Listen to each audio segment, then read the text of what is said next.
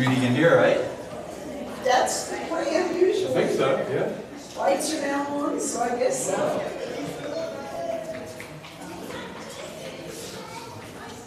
I wonder if we're gonna have a regular lesson today when they just class. I said, I wonder if we're gonna have a regular lesson today.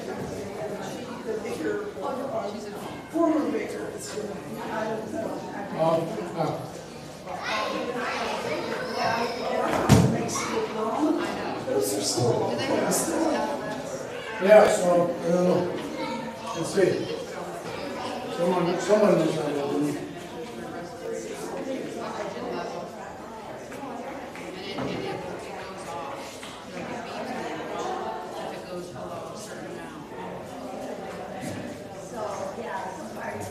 That's just looks like there's a crane for that on each side.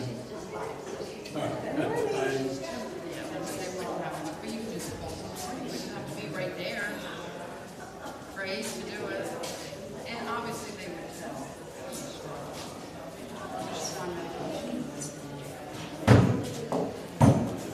So you get to watch any of the track meets, do you go to those?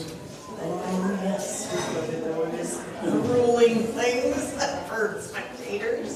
Yeah, it makes for a long day, I guess. Yes, it does. She does a lot of events. Good to see you.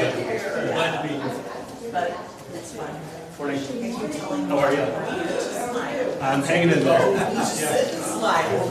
You might want to hear till midnight. Smile.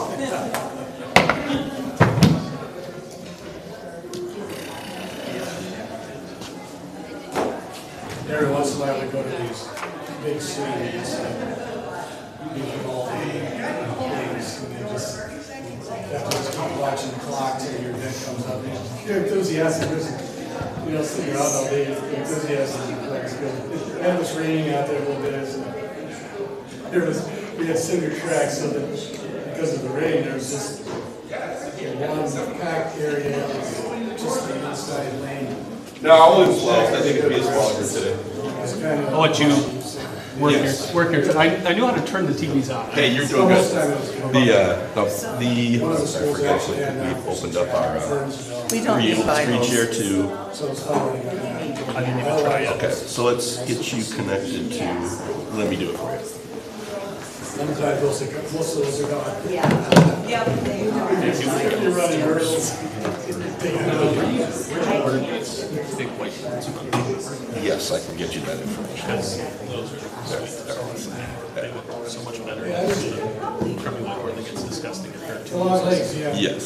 See, And when you take this down to a wedding, it doesn't look as much like a white one.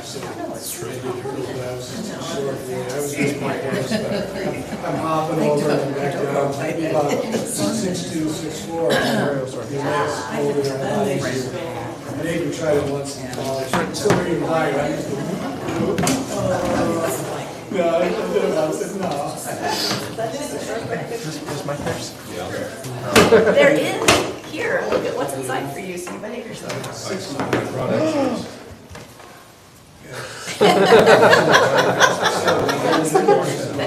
Beautiful. We're up on both. And this, we'll need to adjust it in time. Yeah, or the time change, but probably 4 minutes. Okay, you go. And I'll come in. Just come in. Sure.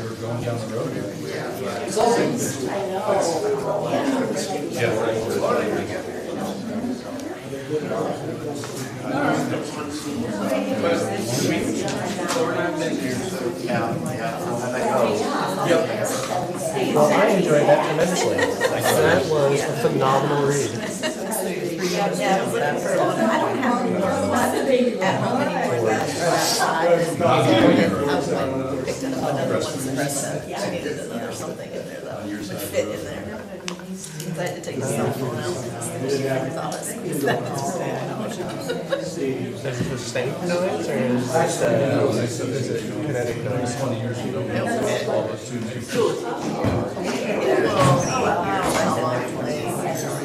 It has it's like it rings. So it's like, Oh, so it's just sustained noise? yeah, it's like, but it's, non-stop. I'm trying to think of my settings. maybe 3 seconds, but it's loud.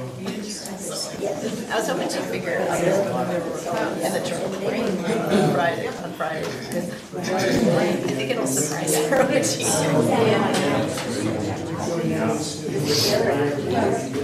Did you hear her hit the pitch correctly for the Holy Holy Holy? I did not. Oh man, she did. It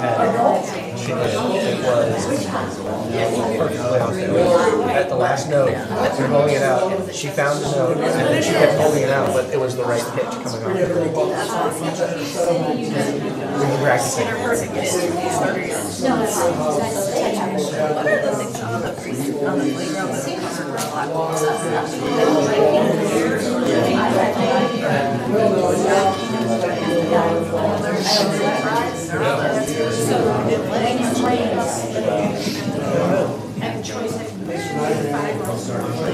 Good morning, everybody. I have a special guest presenter with us today. This is Pastor Doug Van Sice, who served as a vicar here back in, 2015 maybe. About 10 years ago, he has served as a vicar here. Then he has been now, for the last 9 years, serving as a home missionary and church planter in Huntersville, North Carolina. Married to Andy, and they've got 2 beautiful children who thankfully look like Andy instead of Doug.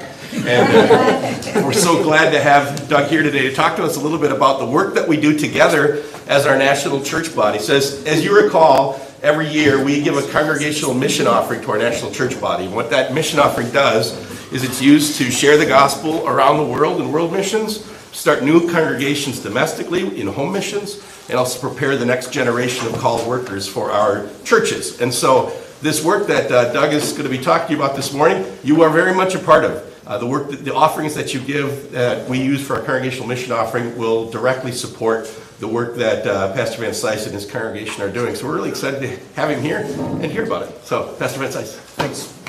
I'll reiterate a little bit what John said. I'll talk about this at the end of or Pastor Schrader, excuse me, what he said. Sorry, old habits.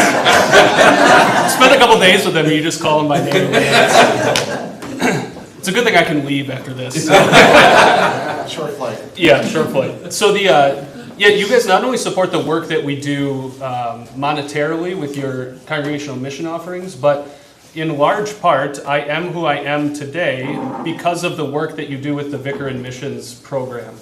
So I was Vicar 11, you're on what now? Vicar 20? 20. Vicar 20.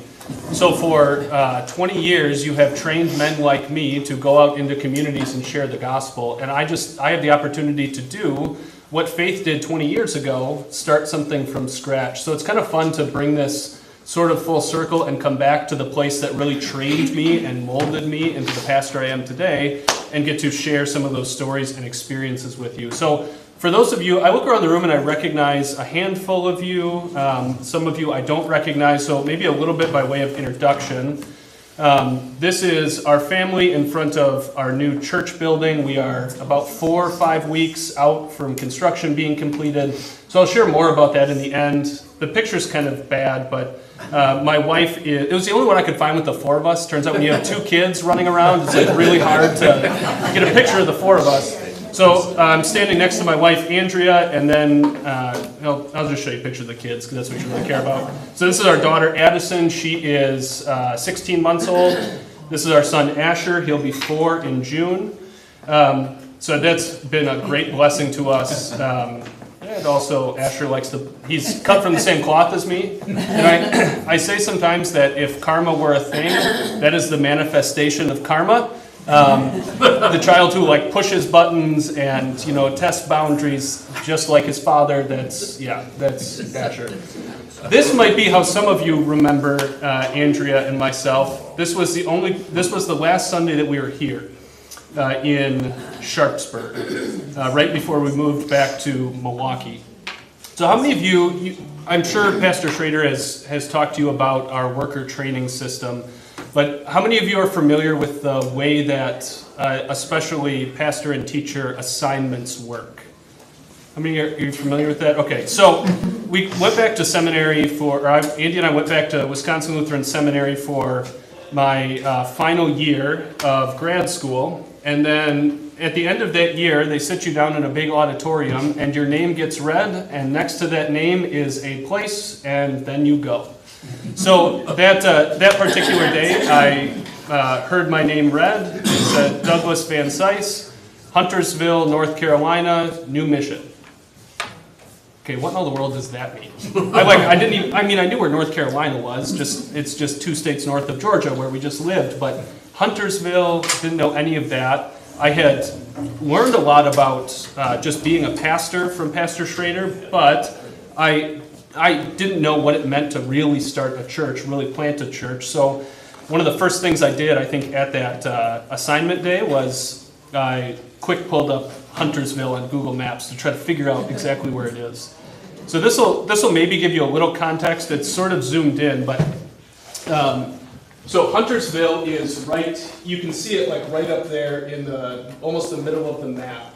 So Charlotte is right here. We're a direct northern suburb of the Charlotte metro area. So the Charlotte metro area has 2.3 million people in it and growing. It's got the 7th largest or busiest airport in the world. I mean, stuff is just booming around there. So it turns out it's the perfect place to plant a church. But you tell 26-year-old me who has 0 pastoral ministry experience and also knows nothing about starting a church, to go to a city and start a church, you kind of learn the hard way and learn by a lot of mistakes and failures. And so we showed up in Huntersville in 2017, 2018, and this is what we had. So they give you a big packet on assignment day that's filled with all kinds of information about the city, and specifically in our case, about the core group. So on paper, our core group was 35 people. So, your eyes get really big as a pastor, like 35 people, we can do a heck of a lot of work with 35 people.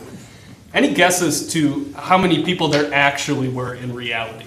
10. Yeah, somebody said, was that you, Holly? Yeah, there were 10 people, including me and my wife. How many kids? 0. So we had 10 people. I still don't know where the other 25 went. I've been trying to find them for 8 years. And so I think some of that list was just kind of like given so that we would get mission status. I don't really know. So this is what we started with. In our first year, we had 10 souls. We had 2 adult confirmands, both of whom left because of job transfers, and they went and were part of other WELS churches, which was great, kingdom work. But when you're trying to start something new from scratch, like you're trying to fight for every soul who comes through your door, and sort of to confirm somebody through faith builders and then for them to leave is kind of a depressing thing a little bit. So that was year 1. This was our first service. So the way that we've operated for the last 8 years has kind of been like the Israelites who worshipped in the wilderness for 40 years. And what I mean by that, how did the Israelites worship in the wilderness?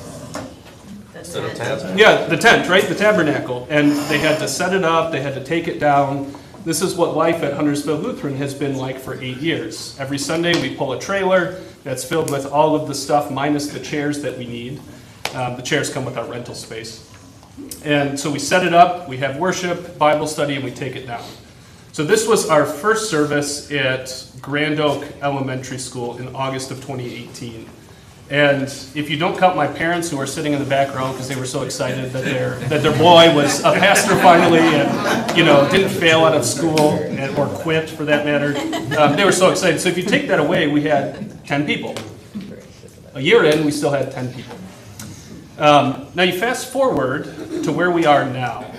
So this is where we were. This is where we are now, 8 years later. God has been tremendously good to us. We have 112 souls.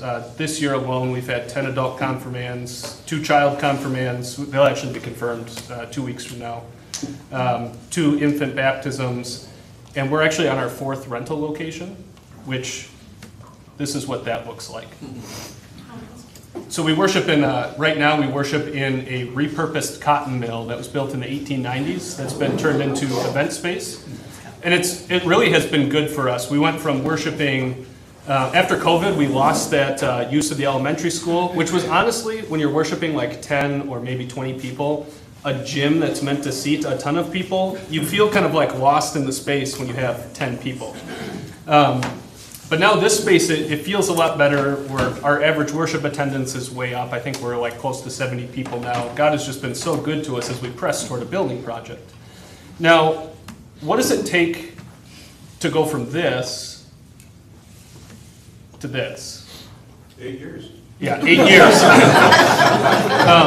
Yeah, well, 8 years. That is the perfect answer. Yeah, I wish it would take, I wish I had Midas's touch where you could just, transform something magically right away, but that's not how kingdom works, that's not how church planting works. Pastor Schrader, when I was here, and then he reiterated this to me when I was assigned to start a church, he said, planting a church or home mission work is probably one of the hardest things you can do in our church body. And a large part of that is because of the high highs and the low lows that church planting offers.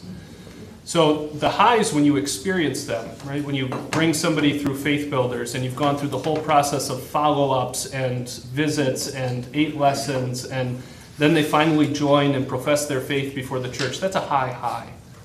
When you get to baptize a child just born at a good friend's dining room table right after they join the church, like that's a high. But those high highs are kind of rare. You spend a lot of time, or at least I have, maybe Pastor Schrader would tell you a little differently now, but you spend a lot of time just kind of in the middle, but also the lows, when you experience them, just like the highs are very high, the lows are very, very low. And so kind of what I want to share today are 3 stories of that kind of up and down of church planting that's kind of brought us to where we are today, because it turns out just ministry in general, and you guys are all aware of this because you're connected to this church, but ministry in general, you can have all the best programs, you can have all the best follow-up strategies and outreach strategies and hang thousands of door hangers and all of that, but at the end of the day, what ministry is really about is taking that which we hold dearest, taking the gospel and speaking it into the hearts and the lives of people that you encounter. And because you are doing this with a sinner who is just like you, that means that there is sometimes a great deal of hurt that is involved in ministry, a great deal of heartache. And yeah, the joys are really high, but sometimes the lows, it sometimes makes you question what's happening. So about a year into ministry, when we were at Grand Oak Elementary School, so still here, that year I confirmed, I had 2 up on the screen, but I confirmed 5 total people through Faith Builders, and everyone was like, yes, more people. We're not, we don't look so cultish anymore. Because that's kind of what you look like, this big, massive space, tiny little group of people. You look like you're a cult leader, And you spend time trying to convince people you're not Jim Jones. It's this strange, like, weird mental thing that goes on. So, after that first year, my wife and I took a vacation up to our family cabin in Minnesota. We were gone like 2 weeks.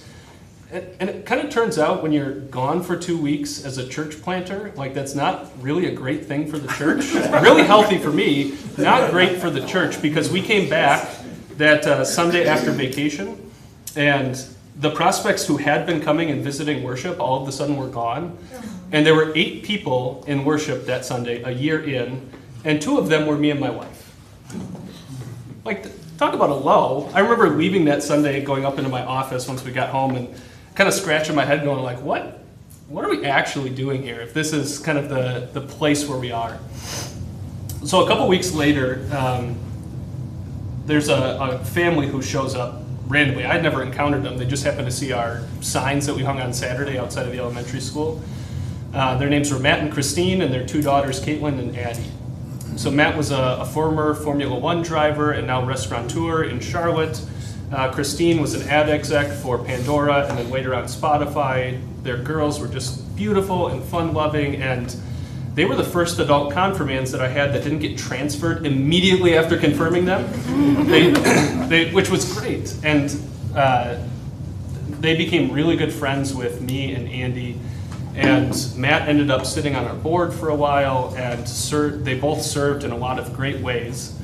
And then I went on a 2-week vacation again. Turns out, maybe I should learn. I'm a glutton for punishment, though. So I went on this 2-week vacation, and I make it a point when I go away on vacation to, send the I'm out of the office, or set the I'm out of the office email. My phone spends a lot of time on do not disturb. But I happened that day, the last day of vacation, while my wife and I are sitting on the lake shore enjoying the last sunset before we go back home, I turn on my email. And I see an email pop up just like at that moment from Matt. And this is about 3 years they've been a part of the church. I get this email from Matt that just says, moving on from Huntersville Lutheran. So at this point, he's on our board, super great friends. We just had dinner with he and his family right before we left for vacation. No inkling that this was coming. And so here I am on vacation, still trying to enjoy myself, but all the while I'm thinking about the good friends that are leaving. And he wrote this long email, it was like 5 paragraphs long, but it was the kind of writing that really didn't say much of anything. I didn't really understand or know why he was leaving. So we get back 2 days later, and immediately I contact Matt. We sit down and we have coffee. And still, there's not really a good rhyme or reason as to why they're leaving, other than they're leaving. I kind of get the sense that they were burned out a little bit. Church planting is hard work. It's a lot of lift for, especially when you're small, on every single member. So they leave. And I spent a lot of that next week as I'm prepping for Sunday trying to figure out how we're going to make up for losing 2 great, young, ambitious adults and their beautiful kids, who at the time were still some of the only kids we had. And so even in worship that day, I had to, for setup, I had to replace them. They were on the setup team, so I was doing the stuff that they usually did. And still, I'm kind of angry about the whole situation. And you would think over the course of 4 years, I would have learned to take Job's words to heart and actually put them into practice, right? The Lord gives and the Lord takes away, the name of the Lord be praised. But when you're in kind of that valley of heartache and hardship, it's hard to sort of see the beauty of those words.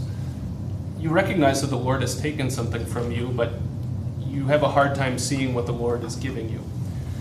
So that Sunday, as we're finishing setting up, I'm standing by the door and just kind of waiting to greet people as they come in, and in walks this man Bubba and his wife Tracy.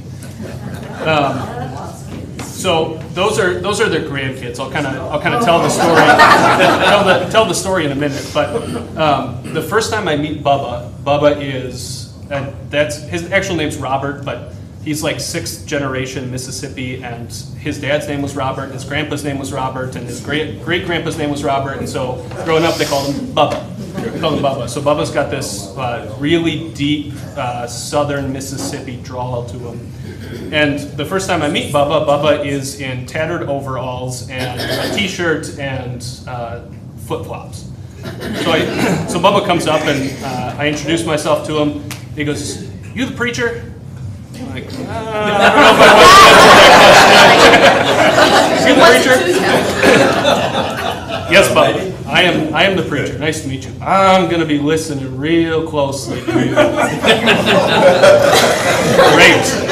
God, I said I wanted more people, but I don't know if this is necessarily what I want. His wife then introduces herself. She is just the nicest woman you could possibly imagine. So we lost 4 people. We get 2 people. We're not quite at a net. We're not break even yet, but we're getting there. And then, 5 minutes later, in walk Jacob and Samantha, and their 4 kids and their 2 foster kids. The foster kids aren't pictured, but Samantha is Bubba and Tracy's daughter. Jacob is the son-in-law to Bubba and Tracy. Those are their 4 grandkids. And they all sit down and worship. They take up 2 full rows, which is it's crazy when you're tiny. They take up 2 full rows, and then they sit right in the front, and Bubba is sitting there with this death glare on him, listening to you. So they worship, I get a chance to talk to them, and then I follow up with them. They invite me to come have dinner at their house.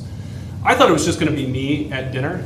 And then I show up, and Tracy is the best cook I think I've ever met. And she's got this spread out on the dining room table of brisket and pulled pork and ribs and potatoes and cornbread and collard greens. And I thought this was just me here.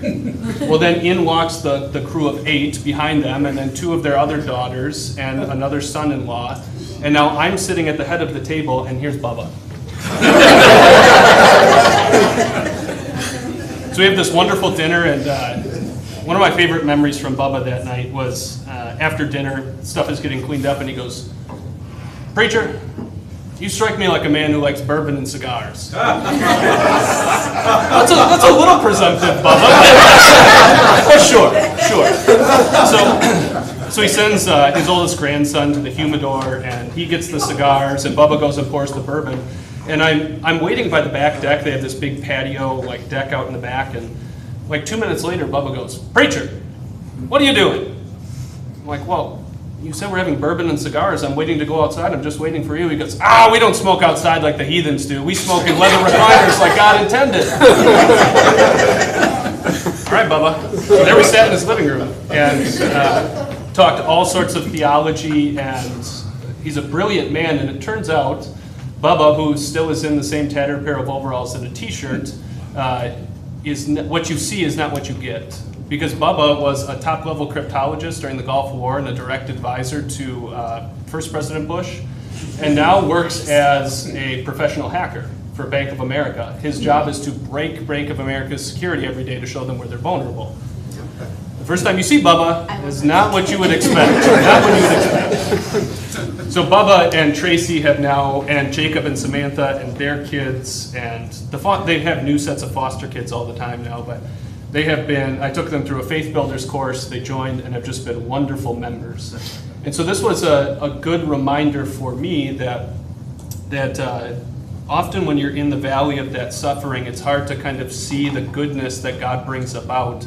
And so yeah, we lost 4 people, but we gained 10 in one Sunday, and then more of their family has come since then.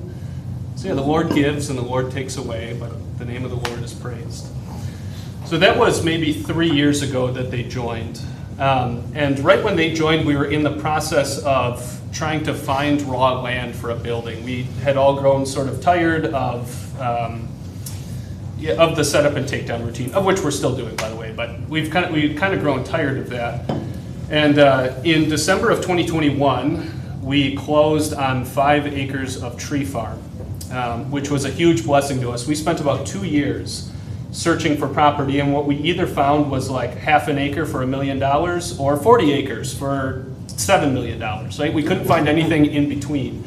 And then through a friend of our realtor, there was a gentleman who was about to put up for sale 14 acres to fund his retirement further. And so we approached him with an offer, and Mr. Bostic called me to meet with him after he received our offer. He goes, "So what kind of a church are you?" And I immediately go, "Oh, we're going to lose this." All right, well, if I'm going to be unapologetically Lutheran, this is the best time to do it. So, well, we're a Lutheran church. He kind of like does this quizzical look up in the air, and then finally goes, "Protestants." Huh. I'm like, "Oh, here we go again." And then he's like silent for 30 seconds because I think he's mulling over this, how he's going to nicely say, well, I politely decline. Turns out, no, he was trying to figure out how to say this. "That's good. We need some dadgum Protestants here to battle the Jehovah's Witnesses down the street."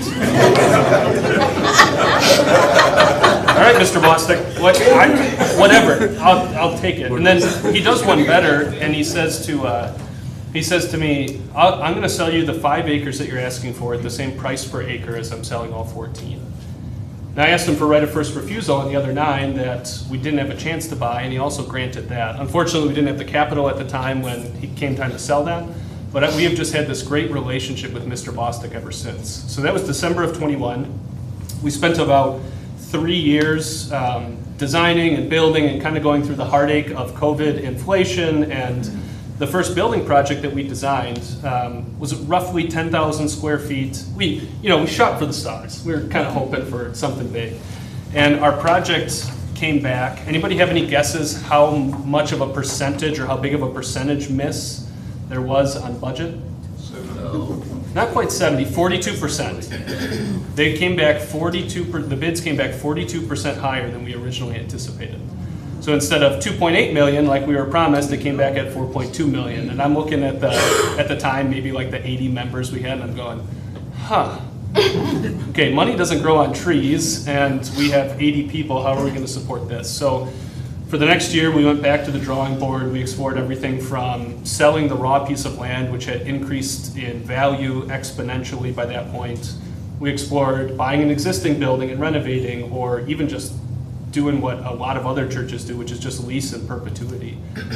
And finally, through a lot of hard work and prayers, God gave us a building plan that didn't come back 42% higher, but only came back like 3% higher. Okay, that's doable. That's really doable. So October 6th, we broke ground. And that actually got delayed because of Hurricane Helene that came through. We were supposed to do it the week before, and then it rained all day Thursday, all day Friday, all day Saturday, and the groundbreaking was supposed to be on Sunday, and I drive out to the property and get my truck stuck because the whole property's underwater. All right, so we pushed it a week, and because of the hurricane and other conflicting schedules, we only could have about half of the people. My board president wasn't even able to be there, which was kind of a sad thing. So we broke ground on October 6th, 2024 on our project. Now, this is groundbreaking is kind of a funny thing. You guys have done five of them here, I think. Does that sound about right? 4 of them that actually were groundbreaking. Oh, 4 of them that were groundbreaking. So it's kind of weird, you buy big bags of dirt and then just fake gold shovels in the ground and turn it over. But I wanted to show you this. So the people who now sit on our board, our president is missing. None of them were around until about 2 years ago.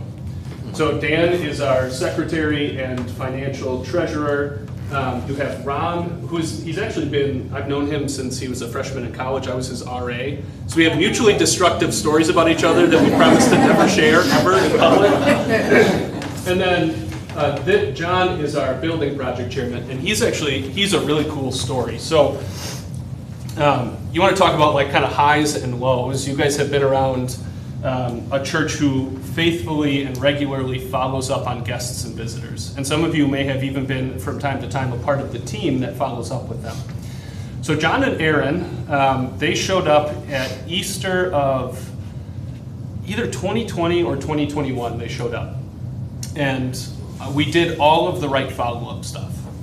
Sent them the email on Sunday, sent the welcome package with our welcome team. I showed up on Wednesday and talked with them in their home for a little while, and then I never saw them again.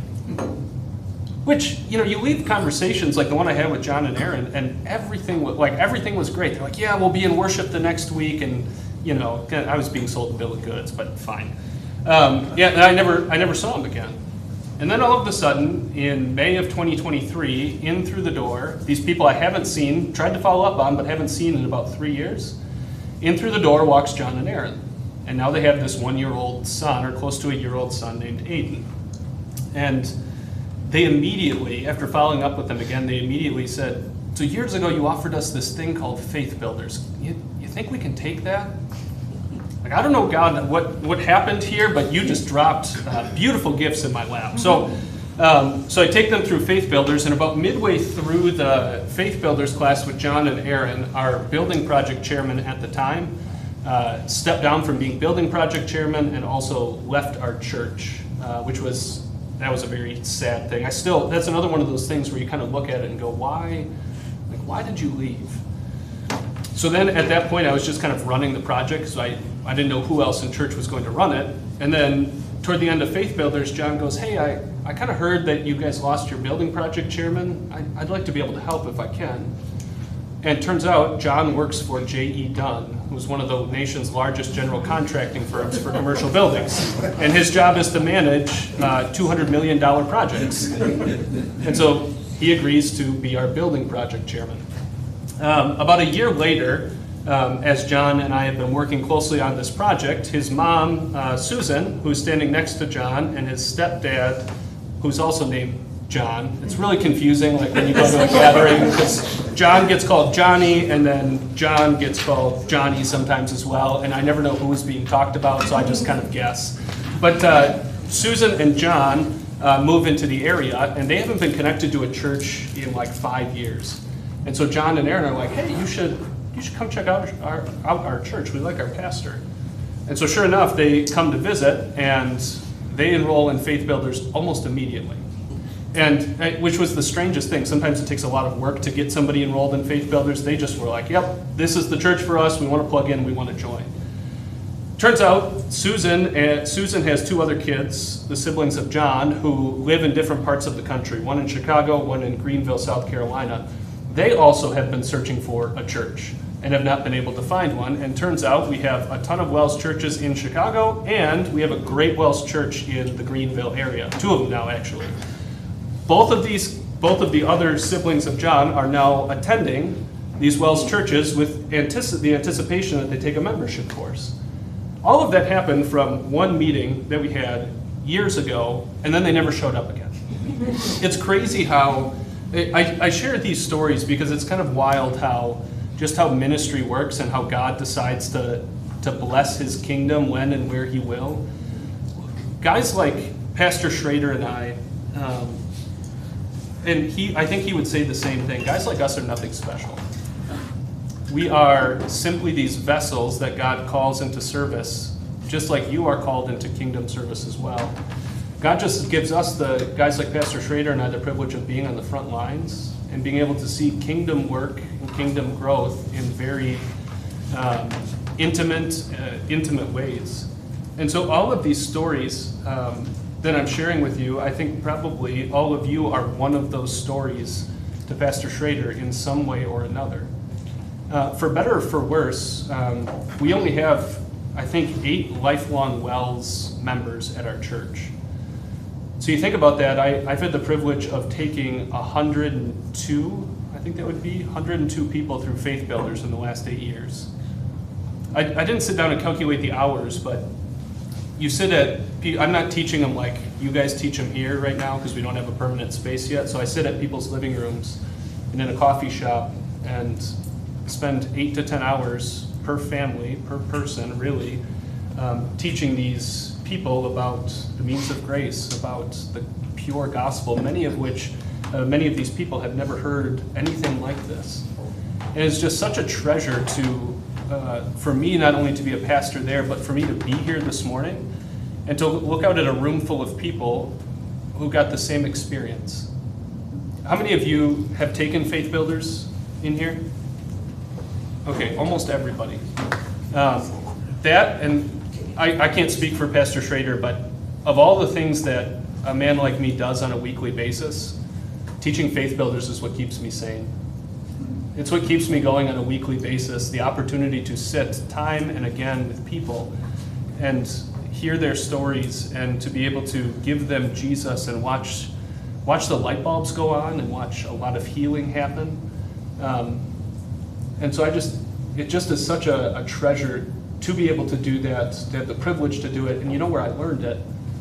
Yeah, okay, I could say seminary, I could say undergrad, I could say a lot of things, but the place where I really learned that that's what ministry is about was from your pastor and from all of you, many of whom that I do still know and know well. It is a beautiful thing to be trained at a place like this, and so never underestimate the value that each and every one of you play in the kingdom work that goes on both internationally and nationally.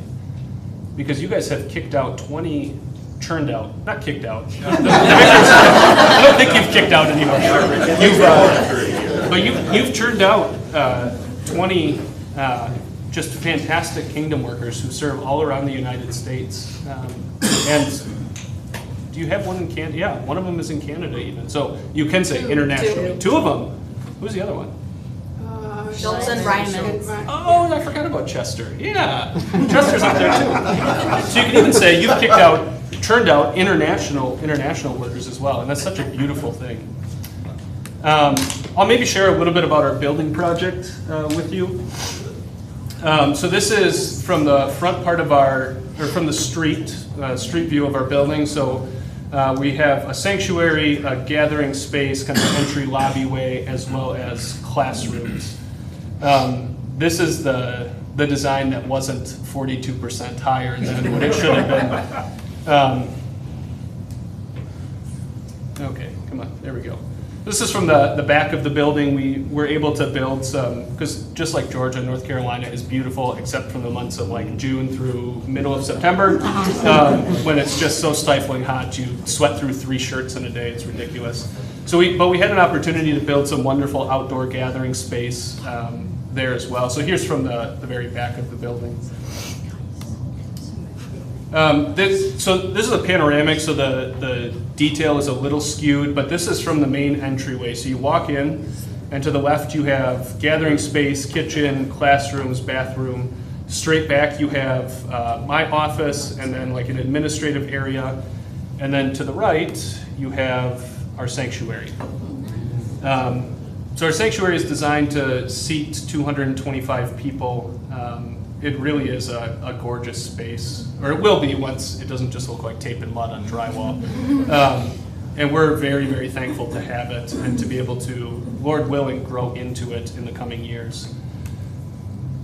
All right, so Pastor Schrader asked me to talk a little bit about the way in which you here can support not just a missionary like me, but really a broad support ministerial work. So I think the biggest thing, and the thing that often gets most overlooked, is pray. I mean, Jesus says the harvest is plentiful and the workers are few. Ask the Lord of the harvest, therefore, to send out workers into his harvest field. I was talking to Pastor Schrader about this last night. I think you guys have 8 called workers in training. Am I remembering that number correctly? Okay, so yeah, something like that. So you guys congregationally are already answering your own prayer for called workers by sending out workers for training, and then Lord willing, some of them will be guys like me, some of them will serve as teachers. But just pray in general. Some of you may know our national church body has a worker shortage right now. That's both pastors and teachers. And I think about this often. What you believe guides how you pray, but the way we pray doesn't always reflect what we believe. Does that make any sense? The way I said that? The short way of saying that, or a different way of saying that, is sometimes we wonder if the prayers that we are praying are actually effective. Maybe that's just me who thinks that, and I'm broken in a way that you aren't. But I do think in a large way, sometimes we pray as if God isn't as big as he is, and that he isn't as gracious as he is. And one of the prayers that really needs to be answered is this prayer for men like me, women and men who are teachers. And Jesus asks us and says, like, hey, pray for this. Like, this is a good thing to pray and ask, and I'll send workers. He's done this all throughout history. Even in the most persecuted times of the church, our God has provided faithful workers to tend all of these little corners of the kingdom. And those are all answers to the prayers that you pray. So pray, and pray boldly that God would send out more workers. You can also pray for individuals like me. I covet your prayers, so please pray for me as well. One of the big things I've already talked about is you already are supporting missionaries and missions like ours through your congregational mission offering. Those dollars that you give go to congregations like mine, because with 112 people, you can't swing a $2.3 million mortgage loan and operational expenses and everything. Like, we're working toward being able to be self-supporting, but in the early years, we are subsidized. And the congregational mission offerings that you all give go directly to subsidizing a mission like mine so that we can continue kingdom work. So the way that you guys give your CMO and the generosity with which you give it is incredible. Incredible. So you're already supporting us monetarily. I'm going to just harp on this one more time. The way that you guys train vicars is incredible. I talked to friends of mine who had, we all vicared the same year, and their experience was vastly different from my experience. Not bad different, but just different. Their supervising pastor was different, the congregation was different, and I look back on my vicar year here, and I just say unequivocally, I could not imagine serving anywhere else. The friendships that you make, the training that you receive, the both hands-on and just by watching, is absolutely incredible. Incredible. And it's not just pastor who does it. Right, pastor's a large part of it. He's the one who, corrects crappy vicar sermons and makes them into not crappy vicar sermons. The first sermon Pastor Schrader ever corrected of mine, the first sermon I ever preached here, he goes, "You're going to feel like I'm kicking your dog." And I am, but this is a good thing that you learn how to do this. And I get back this manuscript that's like 3 pages, and the manuscript is like red. Like, not just like some red, but red. So yeah, Pastor Schrader does a large part of the training, but I look around the room and I see all of these different people that I got a chance to interact with who in their own way formed and shaped and molded me into the pastor that I am today. And never underestimate your ability to influence the training of the young men who come through your doors. What you guys do and how you guys do it is unlike any other place that I've been to and seen. And I don't say that lightly. So please see your value and recognize the value that all of you play in all of this. Because if it weren't for the year I had here, and it weren't for being under Pastor Schrader's tutelage for a year, I wouldn't have the heart that I do for home missions. I would be probably, I don't know, maybe God would have still found a way to light that fire in me, because God is God and God does what he wants to do. But I think had I had a different experience, I wouldn't have the same desire that I have to do what I'm doing now. And that is in large part thanks to all of you. So from the bottom of my heart, I thank you deeply for what you guys were able to do for me and my wife 10 years ago. That's also a scary thing that makes me feel old to say I served here a decade ago. Mark Trito recently stopped by for a visit on the way back from, or at our place on the way back from visiting his son at App State. And he looked at me and he looked at Andy and looked back at me and said, "You guys look the exact same that you did 10 years ago, just more tired." Okay, 2 kids and planning a trip will do that too. But even now, today, I had a chance to talk on the phone with Vicar Bain for a while, because he drew the short end of the stick and had to go up and do the work in Huntersville today. So he and his wife drove up there yesterday. And I had a chance to talk to him, and just hearing him talk about his experience and how much they have loved it here is it's just awesome. It's just awesome. So 20 different guys you have trained to do that. Incredible. I don't know if I have anything else necessarily other than just keep doing what you're doing. You guys are awesome, and I love you for it. I'll take any questions. I think I'm done early, but I'll take any questions you guys have if you want to ask questions. So, well, I guess 2 things. Okay. Was there a specific training once you knew you were going to be a church planter? Was there a specific training that you were able to take before you got there? Yeah, so after Andy and I arrived in Huntersville, we were maybe there 3 weeks, had been installed and commissioned, and then we flew out to Colorado to do this, what they called at the time, a church planting intensive. There were like 3 or 4 other guys there with me and their wives, and this church planting intensive was led by a guy who started 2 churches in our national church body. And so what he does for like 4 days is he opens up his home and just gives you a binder full of stuff. It says, here's a bunch of like practical guidance, principles, things like that will help you out. So there was some specific training like that. And the other thing you just, at least for me, I kind of learned on the fly and then read a bunch of books from people who have done this and tried to glean as much as I could. I think the best way I learned was just by failing. I did a lot of dumb stuff early on that, you just kind of, you learn a lot from failure and mistakes. Yeah. Go ahead. In your church design on the outside, where is the cross? What is your cross going to look like? Yep. It's a good, well, can you see it in, you can sort of see it in here. So you see the big window, it's kind of hard to tell. This is a big chancel bump out in here. So this actually goes back like 7 feet this way in here. And the window up above, you can see the cross design in it. So what we're going to do, actually we want to put a big piece of stained glass, kind of like what you guys have in your sanctuary, but we couldn't afford that. Turns out you can't have everything you want. As much as I would love to, money is not limitless. So what we're gonna do is actually tint these outer pieces here. So what you'll see is the cross shining with natural light into the sanctuary. So that's our cross. Outside, would there be a cross outside? No, that's the outside, that's the main part of the road, so you'll see that from the road, and it's a prominent feature of the building, that bump out. So there's no other cross outside necessarily. There'll probably be one on our sign when we can afford That's the the sign. bubble with the slanted roof, right? Yep. Yeah, you can see it on the front. So here, that's this part of the building right here. So it sticks out, it's the first thing you see really when you drive in, and so you'll see that the tinted pieces, and you'll see just the cross. And it'll be, from the inside, we have some lights that shine on it, so at night, you'll be able to see out, or see it from the outside more clearly.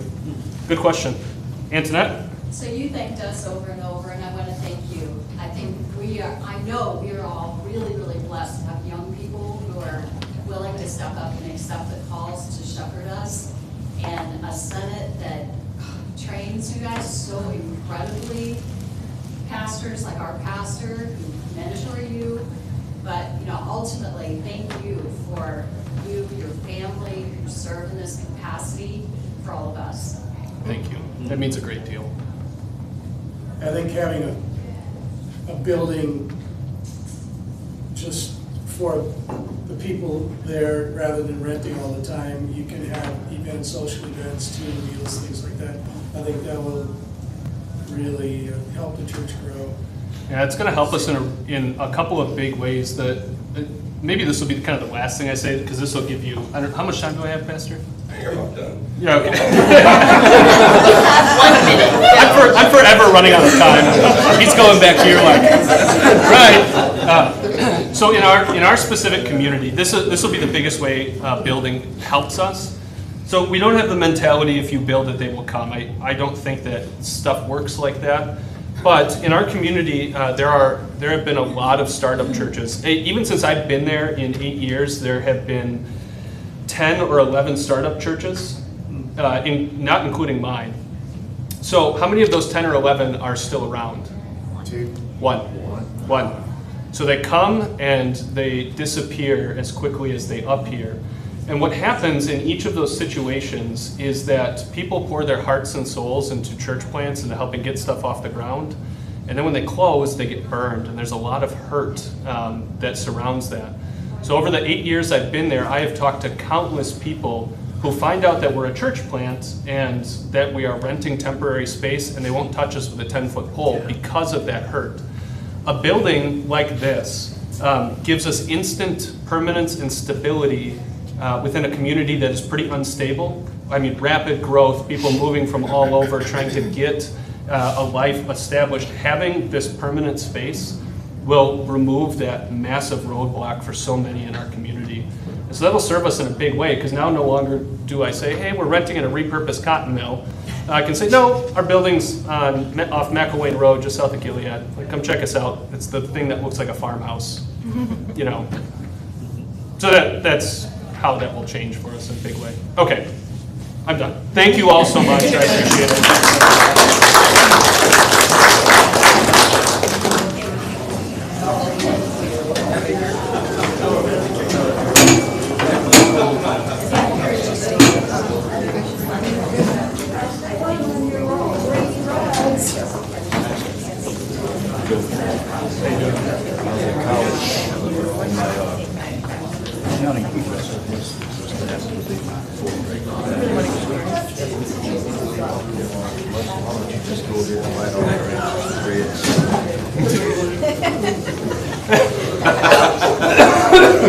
That's how I have felt a lot. I share your pain. Doing well in yourself?